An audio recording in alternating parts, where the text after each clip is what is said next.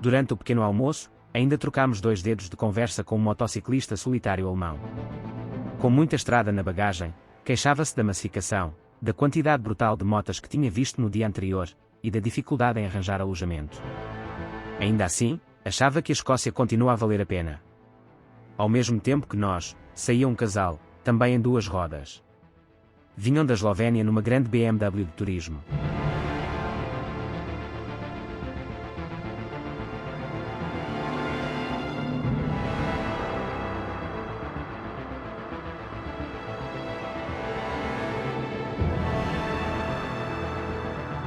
Uma das coisas que mais nos tem agradado nesta viagem são as surpresas que surgem no caminho.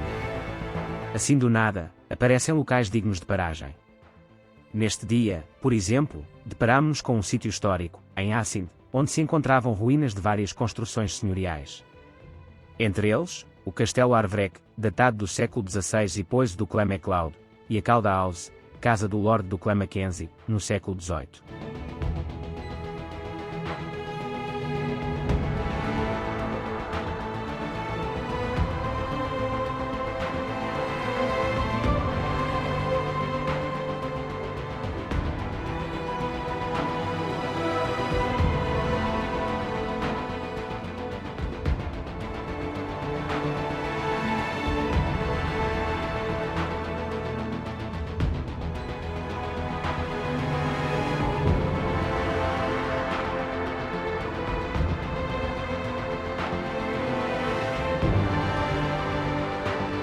Quilómetros depois, nova paragem. Tínhamos passado a Quilesco Bridge, sobre um enorme lock. Esta obra data apenas de 1984. Espantoso pensar que é tão pouco tempo, era preciso uma viagem de barco para unir 2 margens tão próximas. Enquanto admirávamos a paisagem, um outro viajante chamou-nos a atenção para o lado oposto. No cimo do monte, erguia-se orgulhoso e solitário, um veado. Visão. Mais uma vez a natureza a ser generosa conosco.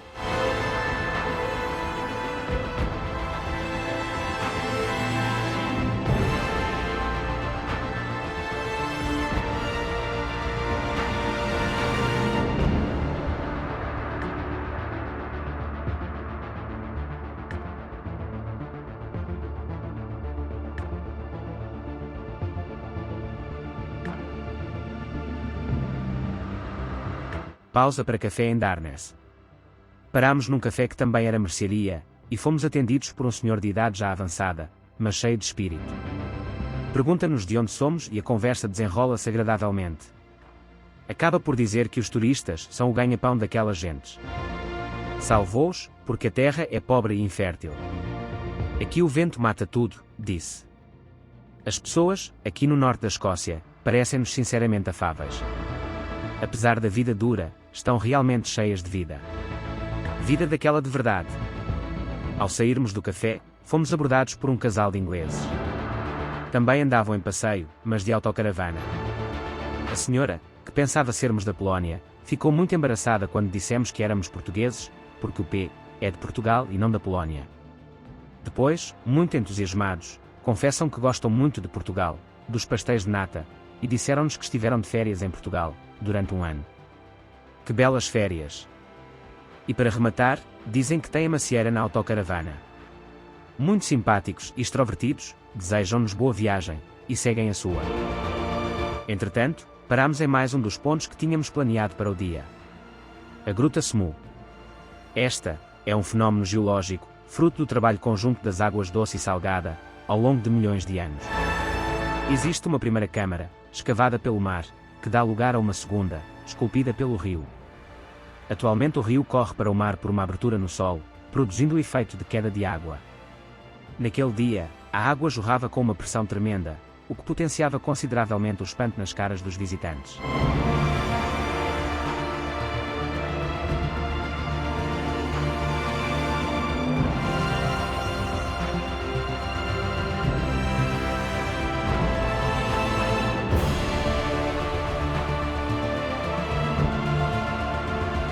O caminho seguia pela costa. Praias de areia branca e águas cristalinas. Não fosse a temperatura, parecia as Caraíbas.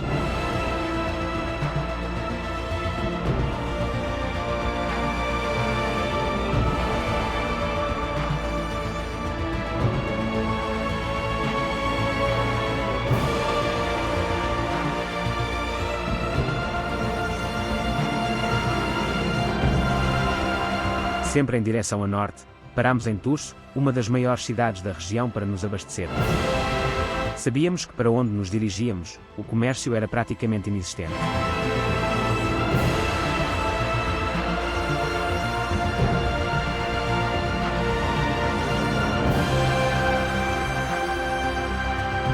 Chegámos finalmente a Jonogrods e assentámos arraiais no parque de campismo, mesmo colado ao mar. Este local é frequentemente referido como o local mais a norte na mainland da Escócia. Mas na verdade, o local mais a norte é Dana Ted, um cabo a alguns quilómetros dali. Estava um fim de tarde frio e ventoso, como deve ser nestes lugares do fim do mundo. O isolamento, o silêncio e ao mesmo tempo a alma cheia. Não há como explicar, só vivendo. E porque as nuvens deixaram, assistimos a um pôr do sol memorável, já passava das 10 da noite. E com esta imagem, terminava mais um dia desta nossa aventura.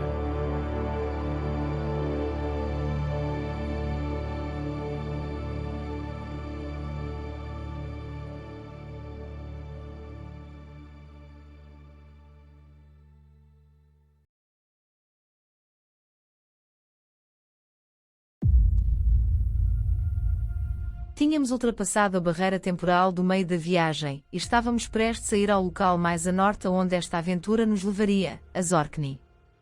As Ilhas Orkney ou Orcades são um dos vários arquipélagos pertencentes à Escócia. Localizadas no Mar do Norte, são constituídas por cerca de 70 ilhas, embora apenas 20 sejam habitadas. Com um rico espólio arqueológico, encontram-se aqui diversos vestígios da civilização neolítica, alguns dos quais pretendíamos visitar. Além disso, estas ilhas constituíram uma importante peça na arte da guerra inglesa e dos aliados. Foi fundamental como base naval, constituindo quer pela sua localização, quer pelas especificidades geológicas, um ponto estratégico em diversos conflitos militares. Como já comentámos anteriormente, os dias aqui, nesta altura do ano, são grandes. Para além de anoitecer tarde, o sol acorda pouco depois das 4 horas da manhã, e com ele, vem a luz. As noites passadas no campismo provocam-nos alguma ambivalência. Por um lado, o ambiente que nos oferecem é magnífico, por outro, o descanso é muito limitado, o que ao fim de algum tempo, se começa a fazer sentir. Ainda assim, não nos faltou vontade de prosseguir. Cerca das 8h30 saímos do parque para Giles Bay, onde apanharíamos o ferry para Mainland, a principal ilha das Orkney. Apenas mais 2 motas se encontravam no terminal do ferry, mas um rol de carros e veículos pesados de mercadorias aguardavam também um lugar, o que acabou por atrapalhar as manobras de embarque e resultou num atraso significativo. Passava das 10 horas quando finalmente zarpámos. Mais uma vez no mar, mas desta vez, foi-nos possível apreciar a rica vida marítima daquele lugar. Inúmeras aves cruzavam-se connosco, numa corrida contra o ferry. Um verdadeiro espetáculo ver aqueles voos rasantes em alto mar. De repente, todos se viram para o outro lado do barco e gritam. Pelo menos uma baleia deixava-se avistar, não muito longe da nossa embarcação. Apesar de serem habitantes daquelas águas, ao que parece, não é assim tão frequente a sua aparição. Chegámos finalmente a St. Margaret Hope, nas Ilhas Orkney, e dirigimos-nos à Capela Italiana. Esta capela, como o nome deixa adivinhar, foi construída por italianos, mais concretamente, por prisioneiros, que durante a Segunda Guerra Mundial foram capturados e levados para os campos de trabalho existentes nesta ilha. Aqui construíram e adornaram esta igreja, apenas com materiais existentes nos campos. A capela, que tem sido alvo de obras de conservação, encontra-se num estado impressionante.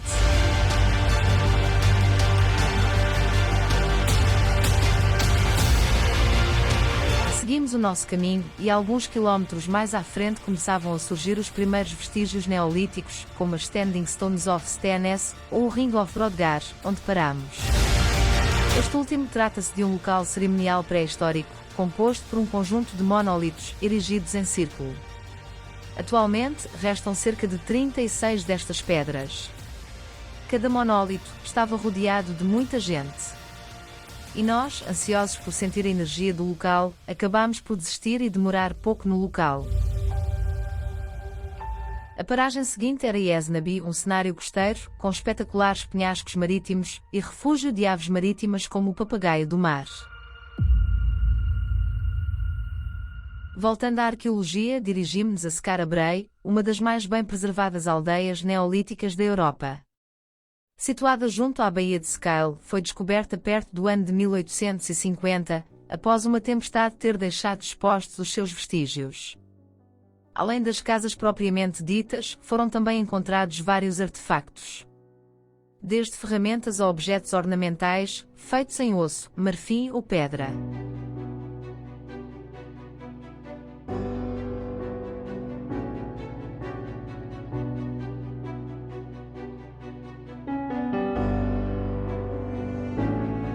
O dia corria e, admitindo que não teríamos tempo para mais visitas, decidimos que era momento para uma pausa e fazer um piquenique, em Marwick Bay, mesmo junto ao mar.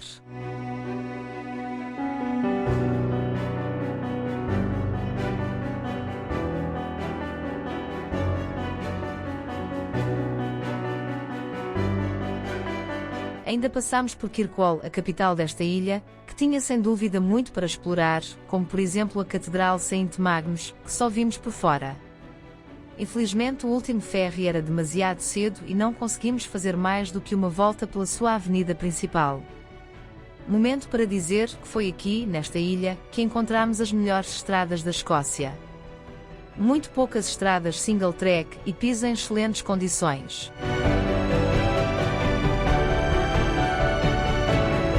De novo a bordo do ferry Pentalina, cedemos ao cansaço e ao desgaste que terá neste dia chegado ao seu auge. Aproveitámos o conforto dos cadeirões e acabámos por adormecer durante parte da travessia. Travessia essa que tem a duração de cerca de 1h10. O descanso deu-nos novas forças e, chegados novamente à terra, ainda fomos a Dunnet Head, o verdadeiro ponto mais a norte do território continental escocês. Para além das vistas soberbas, neste local também existe um farol, o que lhe dá um brilho especial.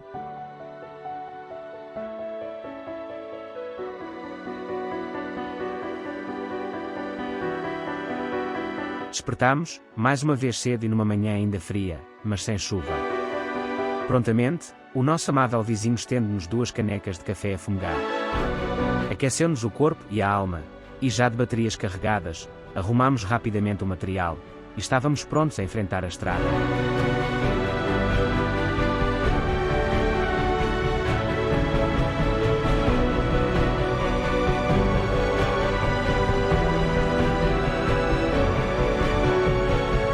Partimos de John O'Groats, não sem antes nos despedirmos também do simpático Jeff, que já tinha a relota a trabalhar a todo o vapor. Foto para a posteridade e toca a rolar.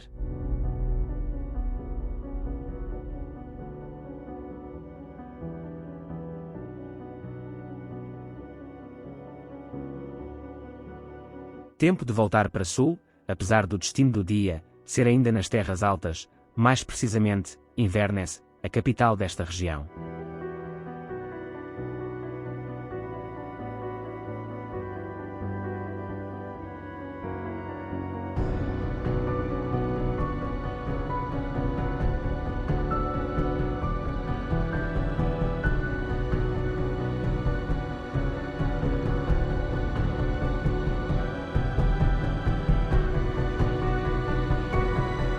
Mas antes, havia tempo para mais castelos. O castelo Dunrobin foi o primeiro. Casa do clã e duques de Sutherland desde o século XIII. Remodelado no século XIX, destaca-se pela sua arquitetura menos austera e mais romântica, muito ao estilo francês, e dos filmes da Disney. Edificado mesmo junto ao mar, na costa leste, exibe luxuriantes jardins que se misturam com o mar, e oferece de facto, imagens de sonho. Desta vez, conseguimos visitar o interior do castelo, mas os jardins, só mesmo da janela, porque a chuva tinha decidido fazer mais uma visita.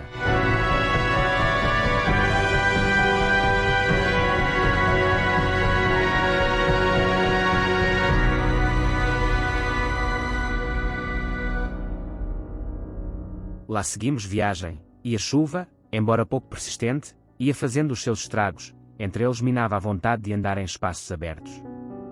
Assim, Parámos no campo de batalha de Culloden, apenas por uns momentos.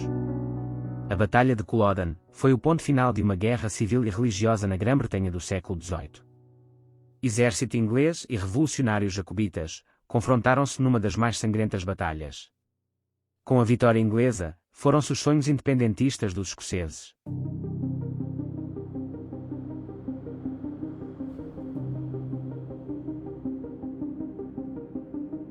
Mudando para cenários menos macabros, tínhamos mais um castelo na lista, o Castelo Cawdor. Este, muito famoso pela sua ligação, embora que ficcional, com a obra maldita de Shakespeare, Macbeth. O castelo é encantador. Situado numa grande propriedade, encontra-se rodeado de jardins frondosos que convidam ao passeio ou ao descanso. Foi sem dúvida um dos nossos preferidos. Rondava às 3 da tarde e decidimos comer qualquer coisa ali mesmo, no bar do castelo. Enquanto isso aproveitávamos o Wi-Fi para procurar alojamento em Inverness. Depois de 2 noites mal dormidas em campismo, já merecíamos uma cama mais confortável. No entanto, a tarefa tornou-se um pouco difícil. Mais uma vez, estava tudo ocupado, ou demasiado excêntrico para os nossos bolsos. Depois de muita procura e uns quantos telefonemas, lá arranjámos uma estadia, dentro do nosso orçamento. Mais descansados, prosseguimos viagem. Íamos finalmente visitar uma destilaria. A eleita foi a Dallas do, não por sermos fãs deste whisky, mas porque tínhamos entrada gratuita com o Explorer Pass que tínhamos comprado. Temos que admitir que ficámos um bocadinho desiludidos. Afinal, aquilo não é uma destilaria a sério, já foi. Agora, está inativa e é basicamente um museu. Ainda assim, deu para perceber as etapas de produção, e tivemos direito a uma amostra de whisky. Para este dia, tínhamos ainda planeado ir a Fort George, mas fomos avisados pelos funcionários da destilaria para desistirmos da ideia. O Fort estava a fechar àquela hora. Bem, sempre dava para ver por fora. E aí fomos nós. A chuva tinha dado tréguas, mas no seu lugar, instalara-se um vendaval ainda mais incomodativo. O Fort George é uma fortaleza militar, concebida para ser uma base naval, e constituindo, no momento da sua construção, a maior da Europa.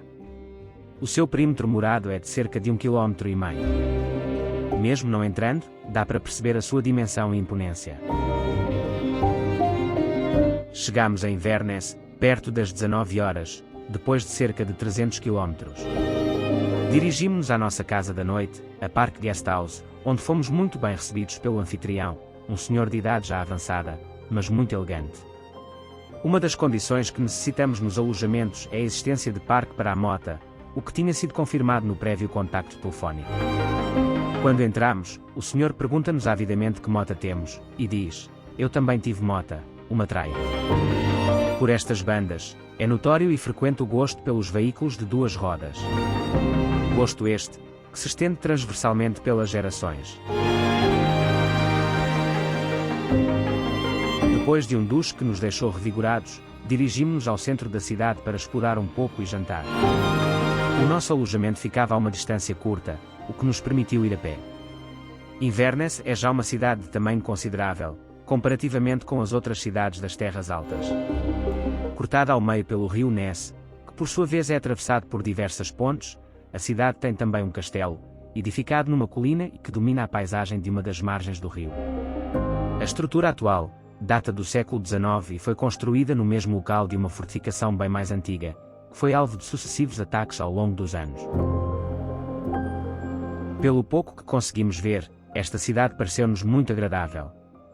Mais um dos locais que merecia mais do nosso tempo. Depois de percorrermos um pouco das suas ruas e de jantarmos, era hora de descanso. Regressámos ao nosso quarto e caímos nos braços de Morfeu.